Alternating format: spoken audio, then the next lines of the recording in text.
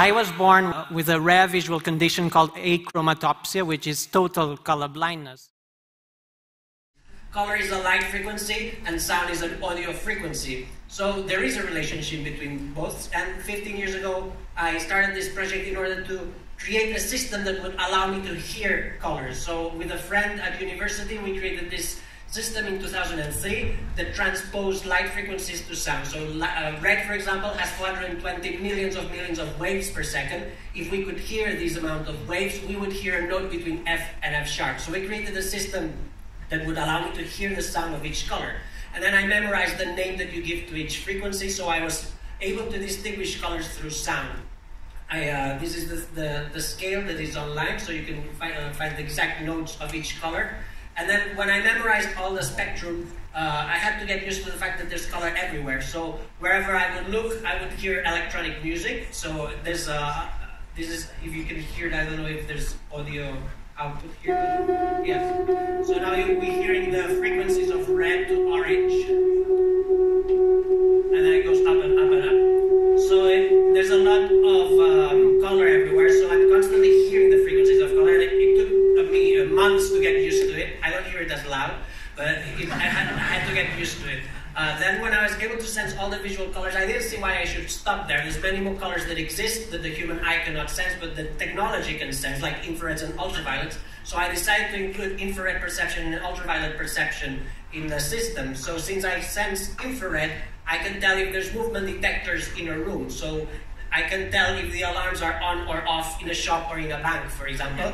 And in many cases, they are off. So it's interesting to know that some of these sensors are not actually working. And then ultraviolet allows me to feel if it's a good day or a bad day to sunbathe. If I sense there's a high level of ultraviolet, I avoid the sun or I put some sun cream. So my aim is to continuously extend my color perception beyond the infrareds and beyond the ultraviolets.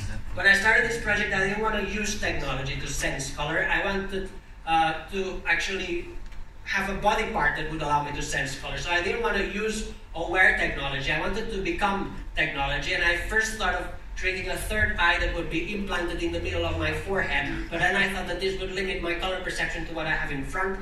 So then I thought that the best way would be to design an antenna that would be implanted inside my skull and would allow me to feel the vibrations of color. So the frequencies of color would become a vibration inside my skull, and then once I had this vibration in my skull, I would actually be able to hear color, because when you have a vibration in the bone, it becomes an inner sound. So when I finished to design the antenna, I went to the doctor and I said I wanted an antenna implanted in my head, and then the doctor said, sorry, we don't do this here. If you want to have an antenna implanted in your head, first of all, you have to convince a bioethical committee. So I presented the antenna to a bioethical committee and I proposed the surgery, and they said in the end that it was not ethical for them to have this antenna implanted inside my head for three main reasons. One, because it's not a pre-existing body part. If it was a leg or an arm, they would find it ethical, but an antenna is not a human body part, they said, and that's not ethical for us. The second reason is because it's including infrared and ultraviolet perception. This goes beyond the human senses, so they didn't find it ethical because it's not a pre-existing sense. And the third reason, and the biggest one, they were extremely worried about the image the hospital would have if someone came up with an antenna sticking in their So they said no to the surgery, but through them I found a doctor willing to do the surgery anonymously. So we did the surgery in a secret place on Monday, because that was his day off. And that's my head. That's my head facing down. We had some hair removed, the skin was reduced, and my head was drilled 4 times, so I would have 4 different implants.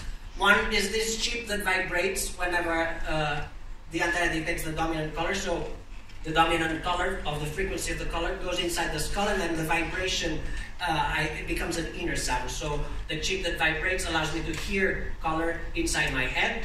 2 other implants are to hold the structure of the antenna, and the 4th implant, which was decided a few days before the surgery, is internet connection. So I can also receive colors from external sensors, not only from the antenna, but other people can actually send colors to my head.